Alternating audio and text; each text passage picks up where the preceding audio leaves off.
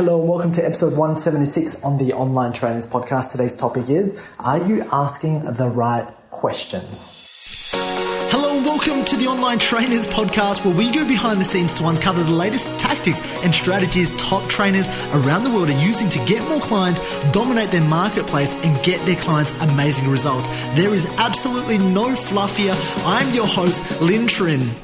Now, welcome back to what I believe is mid-June right now. Can you believe it's already June? It's freaking insane. Like this weekend, I want to be speaking at another summit. I think in front of about 400 personal trainers this time. Next month, we're off to LA to run our 100K coaching intensive. That's going to be super exciting as well. But today's topic is all about asking the right questions, and why I'm going to get you to possibly entertain this idea that I'm about to share is because it's going to profoundly change your life. Now, a lot of the times people come to me with questions that they already know the answer to.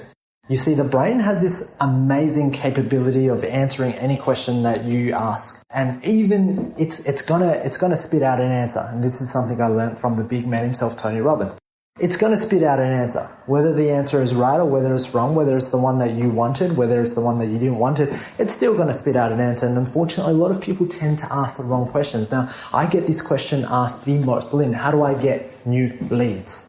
And that question in itself is like your clients asking the question, hey, how do I lose weight? Because inside of that question, there is something that you are asking, but you have not specifically specified what it is that you want. And all you've asked is that question because that's what you think that you want. Whereas most of the time, you're really trying to ask, okay, Lynn, what's the fastest and most efficient way to get new clients without being dragged through the mud? Okay, a question like that's a better question because it's going to make you think more. It's going to make you become more resourceful. Yet the reality is most trainers do not entertain the idea. Most coaches don't ever entertain the idea of asking a better question. Therefore, the quality of the answer comes out very, very poorly. And inside of my life, inside of my business, what I've started to entertain for the last 12 months is asking myself better questions. Whenever I look at hiring staff, whenever I look at growing my business, I'm always thinking about business as a game of chess. Now, you can make any move, but is that move really the next move, that the best possible move to make in that moment in time? And if it's not, you need to go back and figure out what the best move is, because sometimes, there's a million ways to be successful. Unfortunately, 900,000 of those ways isn't going to end well, right? It isn't going to end well. And so why I say this is because if you're entertaining the idea of growing your business, then you first must ask yourself the question, are my questions getting me the right answer? And a lot of the times your questions and your business isn't growing because you're not asking yourself the right questions. Now, here's a concept for you, and this is a question that I've had to figure out, and this is a question that I've had to really entertain the thought of. And the question has been, Lynn, how can I build a business so great that gets my clients such great results?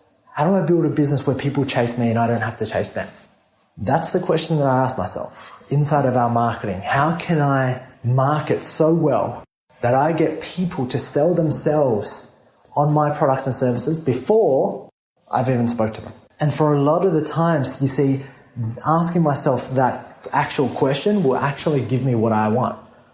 What I want is people to come up, line up, show up.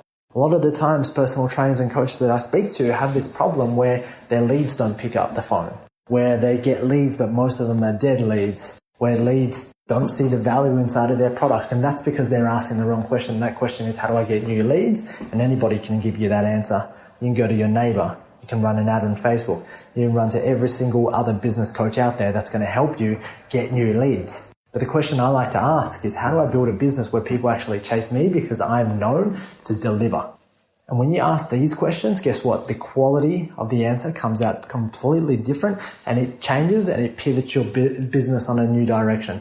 But if you entertain the wrong question, then guess what? You get the wrong answer, which leads you in a spiral. And this is one of the reasons why most people fail to grow their business. Because there's one thing to ask a question, there's another thing to get the answer and follow through and find the answer no matter what happens. And being relentless that answer is truth, and whatever you think, you can make happen.